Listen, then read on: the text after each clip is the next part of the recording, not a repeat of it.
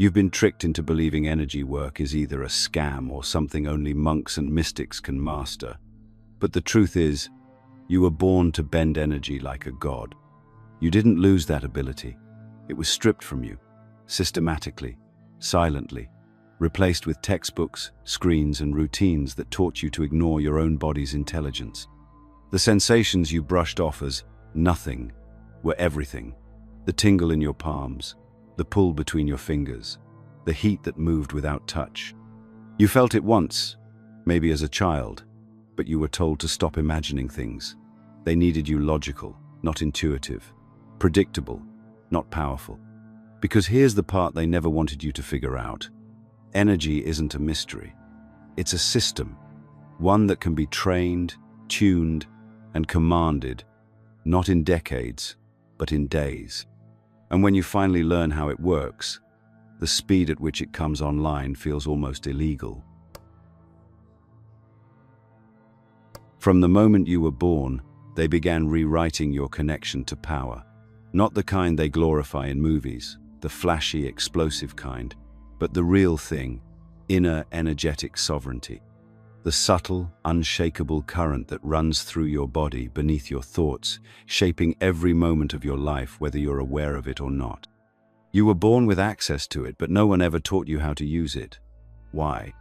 Because a population that can regulate their own energy, amplify their own frequency, and transmute internal chaos into power doesn't need rescuing.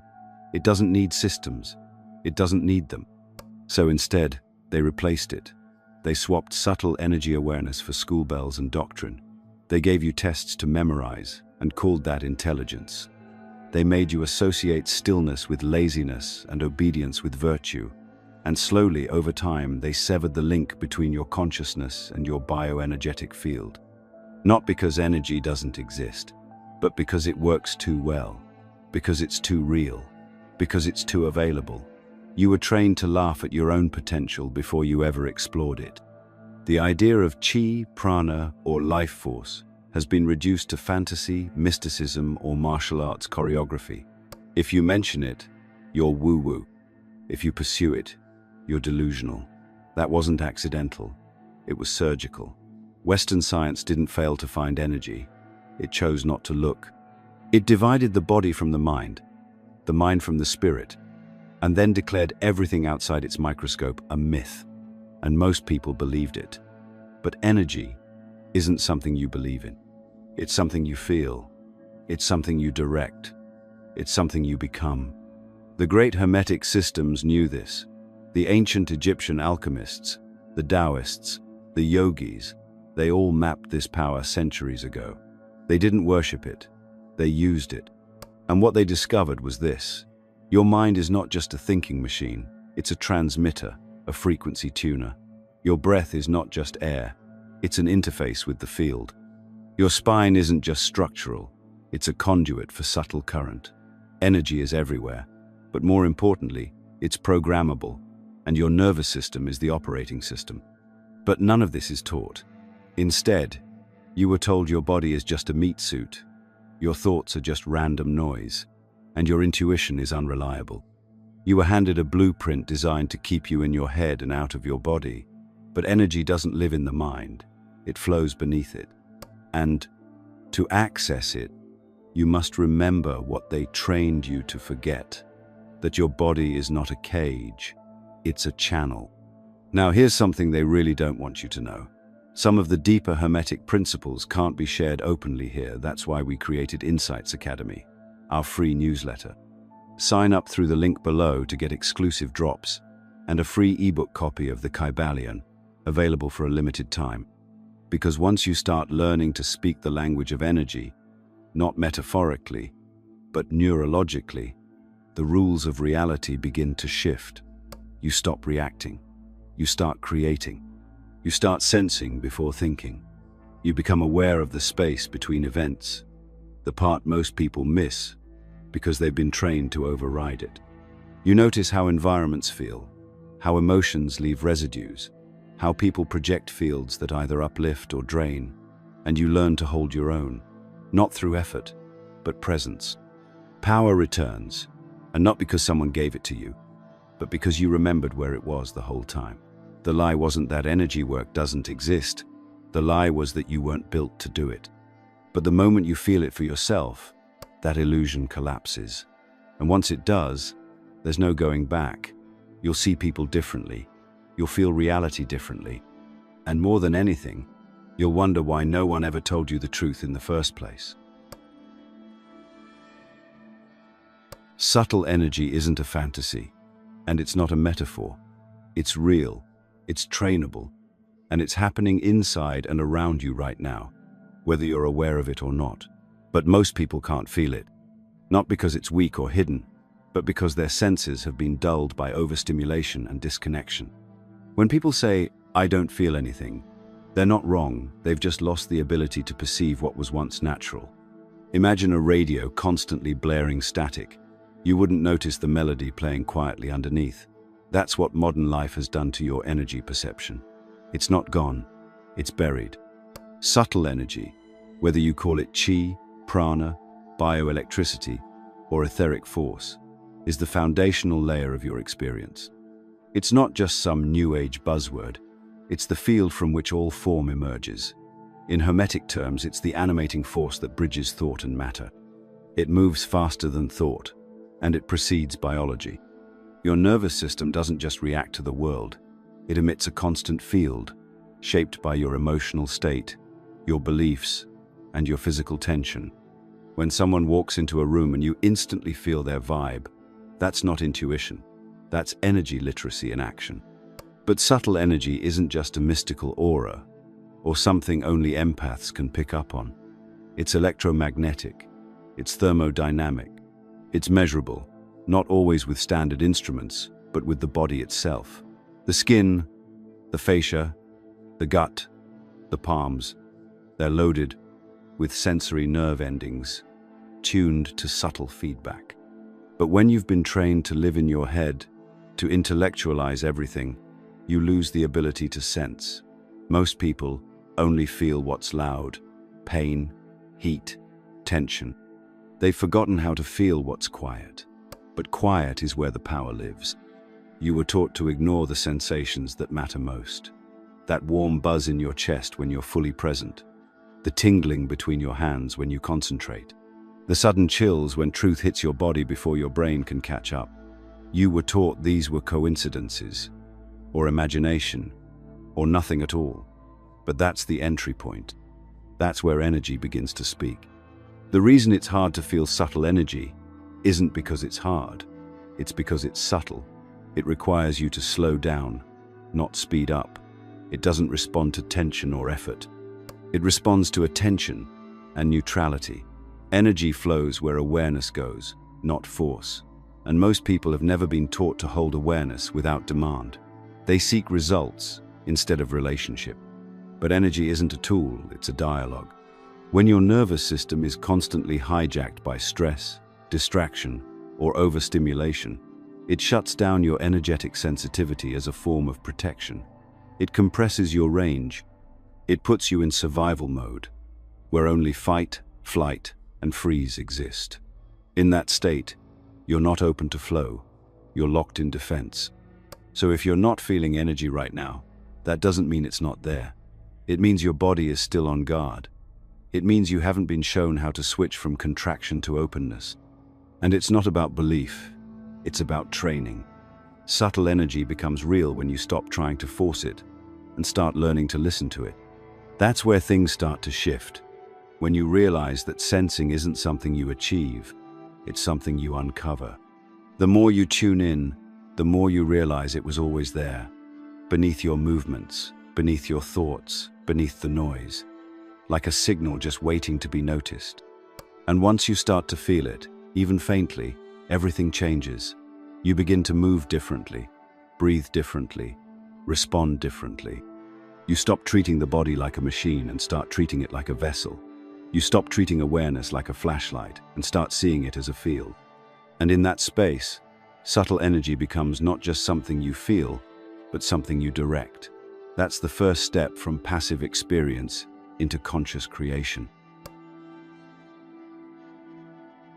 Most people don't realize their energetic senses aren't broken, they're dormant. You weren't born numb. You were trained to shut down the very parts of you that could sense beyond the physical. And not out of malice, but because we live in a world that only rewards what it can measure, monetize, or package into a curriculum. But energy doesn't play by those rules. It doesn't need belief. It doesn't care about approval. It responds to direct experience. And the moment you begin to tune in, even just a little, you'll notice something strange. It starts responding back. Waking up your energy senses isn't about becoming special or spiritual. It's about returning to your baseline, a natural state that was always meant to be accessible. The body already knows how to do this. It's the mind that gets in the way. Your thoughts want certainty, results, labels. Energy doesn't operate on that frequency. It moves in response to presence, not performance. And the more you try to force it, the more elusive it becomes. But when you relax into sensation, without chasing a goal, you begin to feel it. The tingling between your palms, the magnetic push or pull when you move your hands toward each other, the gentle buzz under your skin. These aren't tricks, they're signs that your awareness is deepening. The hands are often the first place you'll feel it. Not because they're magical, but because they're loaded with sensory nerve endings and constantly exposed to feedback. When you hold them a few inches apart and simply focus on the space between them, your body starts to pick up on subtle temperature changes, pressure, density, and charge.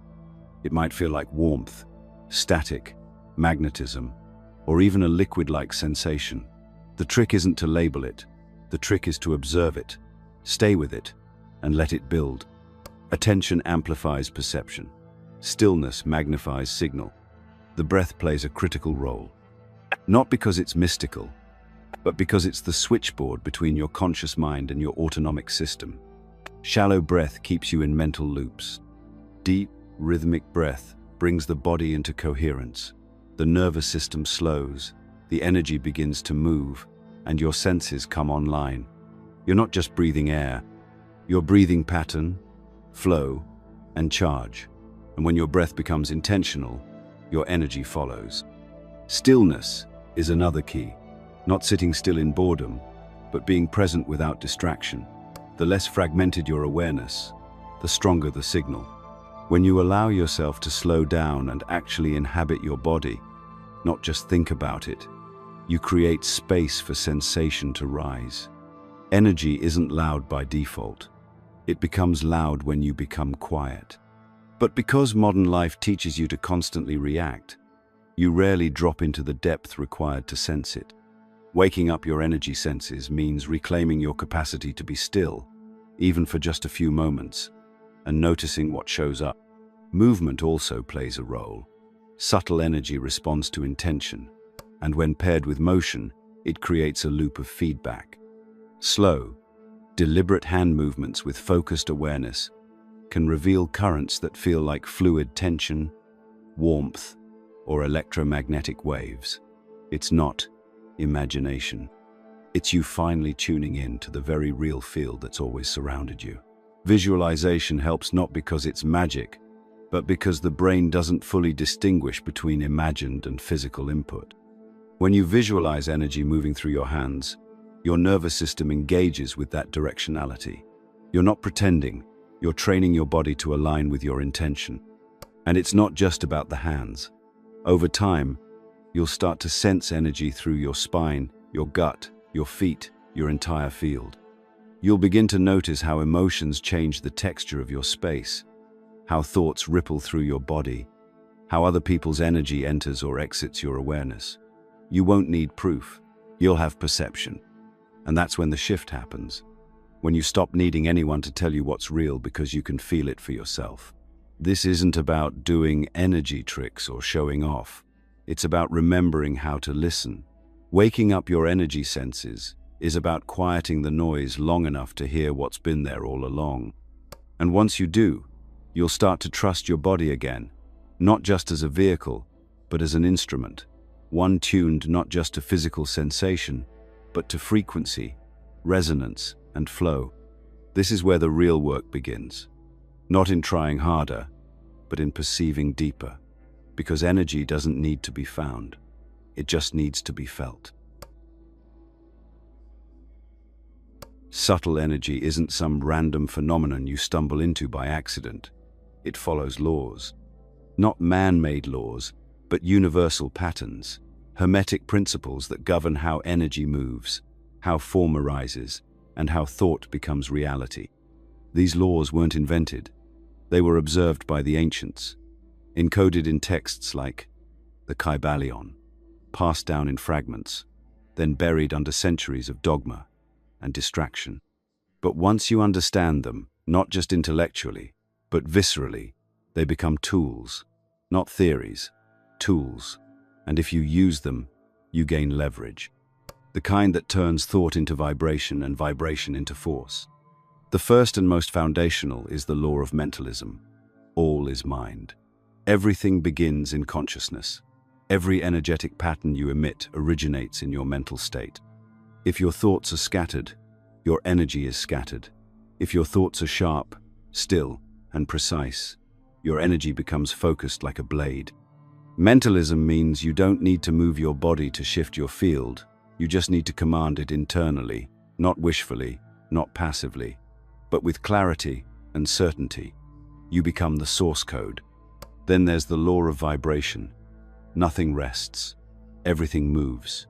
Everything has a frequency, including you. Your emotions, your breath, your thoughts, your internal dialogue, they're all vibrations. When your system is chaotic, you attract chaos. When you tune into coherence, meaning your thoughts, breath, and nervous system are in sync, your field stabilizes. And when your field stabilizes, your influence expands. You're not just vibrating randomly, you're resonating deliberately. This is what ancient practitioners did, not through rituals and robes, but through alignment. And that brings us to the law of polarity. Everything is dual. Opposites are the same in nature, differing only in degree. Heat and cold, light and dark, stillness and movement. Mastery doesn't come from resisting polarity, it comes from understanding it. You don't run from fear, you transmute it into fuel. You don't deny anger, you refine it into focus. The same charge that destroys can be directed to build. This is the essence of energetic control, not suppression, but redirection. You don't remove the storm, you learn how to sail through it. These principles aren't just abstract ideas, they're operational. You apply them through attention, intention, breath, posture, and focus. Not by praying to something outside of you, but by commanding what's already inside you. And no, this isn't about ego, this is about responsibility. Because once you realize your state influences your surroundings, your relationships, your outcomes, everything, you no longer get to blame randomness. You become the transmitter, not just the receiver. You learn to tune the field instead of reacting to it. That's the shift from unconscious emitter to conscious architect. Rituals, ceremonies, and mantras are just methods of organizing intention, but they're not required. What's required is inner command. Can you hold a single thought in stillness without doubting it? Can you enter a state of mental silence and direct your field without needing outer confirmation? That's the work. That's where hermetic law meets application. And most importantly, that's where energy stops being a concept and starts becoming an extension of your will.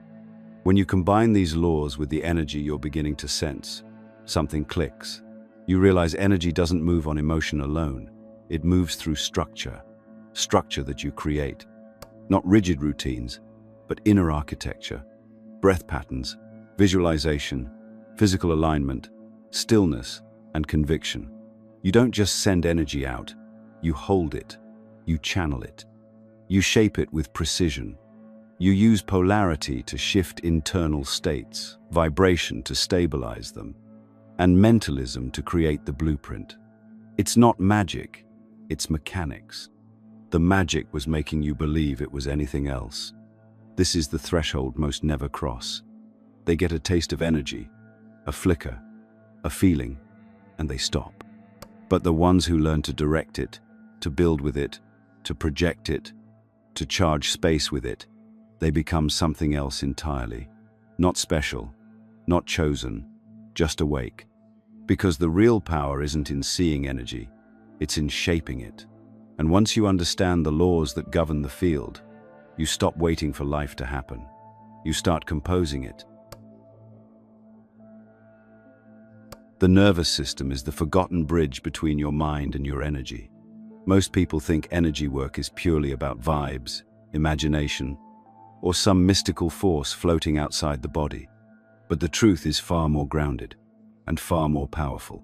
The way energy flows through you, how it's held, released, and directed, is all governed by the state of your nervous system. If your body is locked in stress, your field is erratic. If your system is coherent, your field is precise. You can't bend energy with a chaotic signal. You must learn to regulate the instrument before you can command the force. Your nervous system has two primary modes, sympathetic and parasympathetic. Fight or flight, or rest and digest. You already know that. But here's what you likely weren't taught. Your energy field changes drastically depending on which state you're in. In a sympathetic state, energy contracts. Your field becomes dense, reactive, defensive. You burn power just trying to stay alert. But in parasympathetic states, deep calm, conscious breath, presence, your field expands.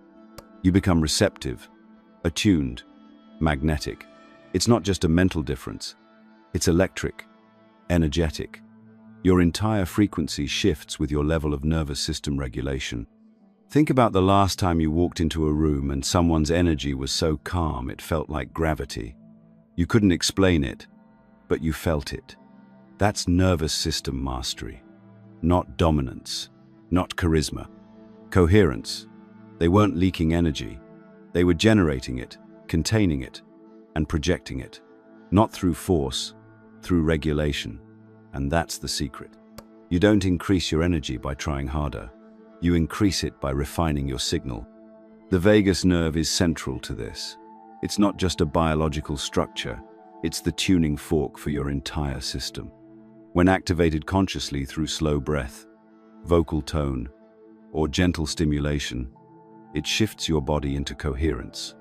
That coherence is the foundation of energetic control. From this state, you can begin to direct energy with clarity rather than emotion.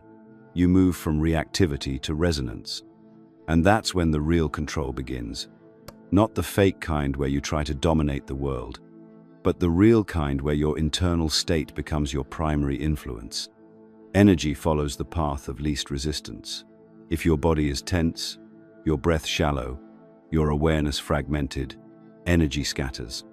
But when the body softens, the breath deepens, and your mind becomes still, energy gathers, it concentrates, and more importantly, it listens.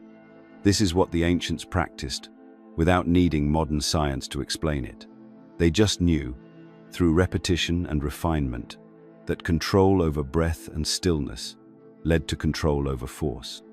The body becomes the interface, not something to transcend, but something to master. When you move with intention, when you sit with presence, when you breathe as if you're conducting a current, you're no longer waiting for the sensation to arrive. You are generating the conditions that make it inevitable. And those conditions aren't complicated.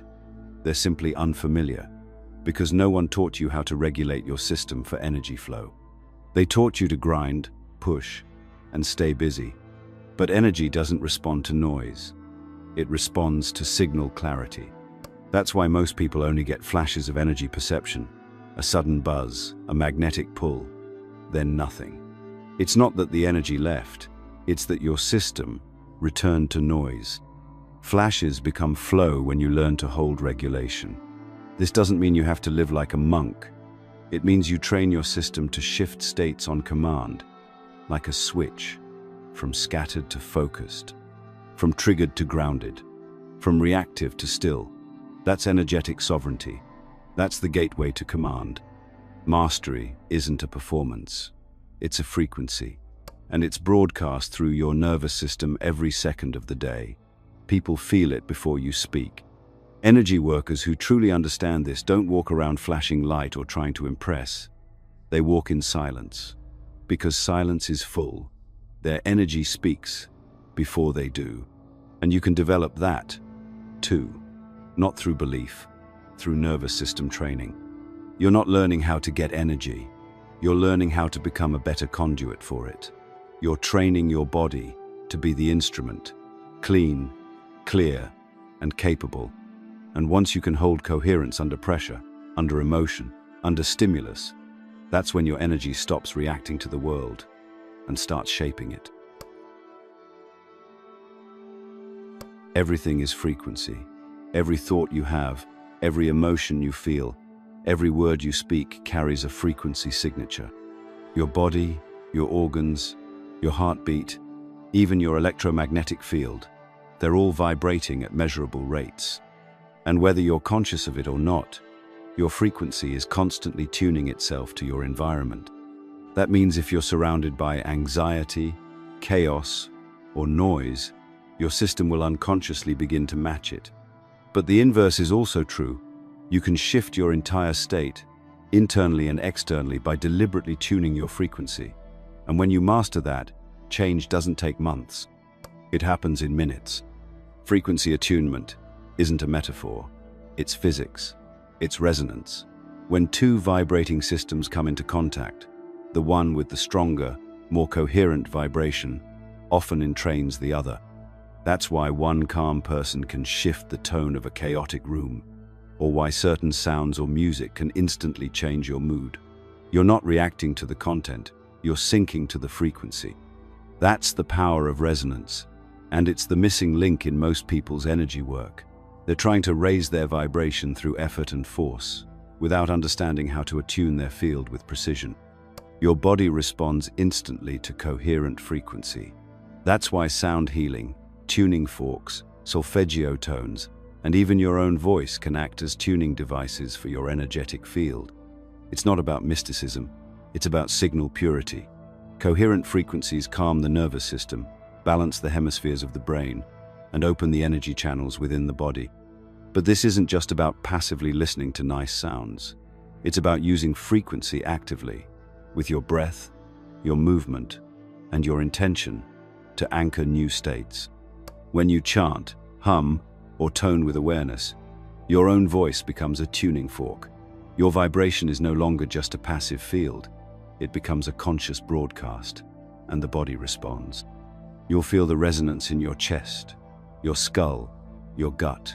You'll feel the spine start to open, the field begin to expand, and the noise in the mind dissolve. Frequency clears static. That static is the mental chatter, the emotional loops, the energetic debris that clouds your perception. Once it's cleared, energy starts to move again. Not because you're doing more, but because you're finally in tune. Even environments have frequencies. Forests, oceans, mountains, they radiate at frequencies that return your system to coherence without any effort. That's why you feel more like yourself in nature. It's not nostalgia, it's recalibration. Your body remembers what resonance feels like, and it wants to return there. That's why conscious exposure to certain frequencies, whether sound, place, or even people, isn't luxury. It's maintenance. You are a field, and that field requires tuning. But here's the deeper layer most never realize. Frequency doesn't just affect your mood, it affects your thoughts. What you're capable of thinking and perceiving is shaped by the frequency you're currently resonating at. That's why low-frequency states trap you in fear, lack, and judgment. High-frequency states open you to solutions, intuition, and flow. Your access to genius, clarity, and vision isn't about being smarter, it's about being tuned. The frequency makes the thought possible. The thought sets the direction. The energy follows. This is why change can feel impossible when you're stuck in the wrong frequency. You can have the right strategy, the right plan, the right tools, but if your frequency is off, nothing flows. The decisions feel heavy, the mind is foggy, the actions feel forced. That's not resistance from the world. That's feedback from your field. It's telling you, tune first, move second. And when you do, the effort dissolves. You step into alignment, and alignment makes movement inevitable. You don't need to seek some mythical high vibration. You need to find your natural tone, the one beneath the noise, beneath the conditioning, beneath the mimicry. That tone is already encoded in your body. It's how you feel when you're calm but focused, soft but powerful, still but alive. You felt it before, in moments of presence, in moments of deep knowing. That's the signature of your field when it's clear. Your job isn't to create that tone, it's to return to it. Frequency attunement is about becoming so aligned with your own natural state that everything untrue falls away. And when it does, energy flows effortlessly. You don't chase power, you emanate it. You don't fight to be heard. Your presence speaks first. And that's the secret to instant shifts. They're not accidents. They're the result of resonance. And resonance is a skill, one you already know how to feel, and now, one you're learning to direct. Energy is not just something you feel, it's something you emit. And what you emit shapes how the world responds to you. This isn't some vague spiritual idea or motivational slogan. It's a mechanism, and it's running all the time. Every room you walk into, every conversation you have, every opportunity that crosses your path is either magnetized or repelled by the frequency you're holding. You are not a bystander in your reality. You are broadcasting instructions every moment of your life through your energy. Most people don't realize this. They think their life is shaped by actions, decisions, or luck. But underneath all of that is a field, a subtle but powerful broadcast of thought, emotion, nervous system, state, and frequency. You're not reacting to the world as it is. You're reacting to how your field interprets and amplifies it. And the people around you, they're doing the same thing. This is why some people seem to move through life with a strange kind of grace. Not because things are easier for them, but because their field is more coherent, more stable, more intentional. When your energy is scattered, reality feels chaotic. Conversations feel draining. People misunderstand you. Opportunities fall through. But when your energy is clear, focused, and resonant, everything starts aligning without the usual resistance. You walk into spaces and feel a shift, not because you're commanding it through force, but because your presence is calibrated to influence, not absorb. And once that becomes your default, the world doesn't just feel different, it is different. Your thoughts set the trajectory, but it's your energy that gives them weight. You can say all the affirmations you want, visualize your goals every morning, and meditate for hours. But if your field is full of tension, fear, or self-doubt, that's what's doing the talking.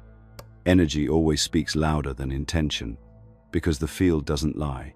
You can fake words. You can't fake resonance. And the world, whether consciously or not, responds to what's actually being broadcast. This is where things get interesting, because once you become aware that you're shaping reality not just with actions but with energy, the game changes. You begin to feel into outcomes instead of chasing them. You stop pushing and start aligning. You stop trying to prove and start transmitting. Your work becomes less about controlling people or situations and more about refining your state. The state you hold becomes the world you walk through. The better your field, the clearer the path. This is why inner work isn't just about healing or peace. It's strategic. A coherent energy field doesn't just feel good. It moves things. It organizes chaos. It draws people in. It influences without needing to control. This is why true energetic mastery isn't loud. It's silent. It's felt. You don't need to announce yourself when your field walks in before you do. You don't need to convince when the space rearranges itself around your presence. That's not arrogance. That's alignment. Energy is not neutral. It's directive. It's shaping your relationships, your income, your timing, your intuition. The job you lost, the person who ghosted you, the door that didn't open, those weren't failures. They were energetic mismatches. The field always reflects back what it receives. That's not punishment. That's data. And when you stop taking things personally and start reading the field like a map, you realize reality is feedback, not random, not cruel, responsive. This doesn't mean you control every outcome. It means you influence the unfolding. It means you participate in the dance instead of being dragged by it. And the more attuned your energy becomes, the more fluid the dance. You're not here to hustle the universe. You're here to harmonize with it. And in that harmony, things that once felt impossible become natural. Not easy, but aligned.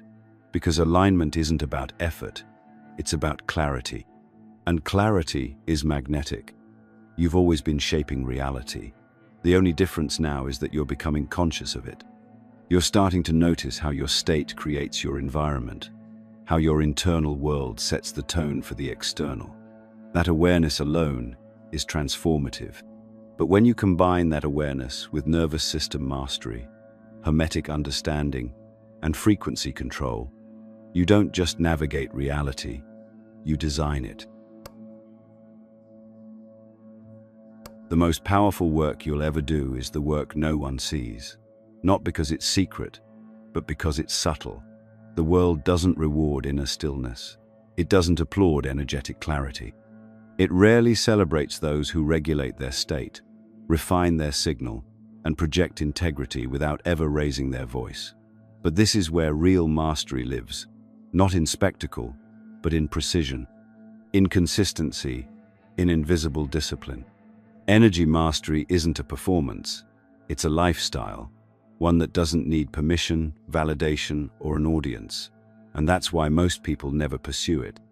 There's no one there to clap for you when you sit in silence and refine your breath. No one watching when you choose coherence over reaction, or presence over projection. But that's the test. Can you stay committed to what no one else will notice? Until they do. Because eventually they will. They won't know what's different. They'll just feel it.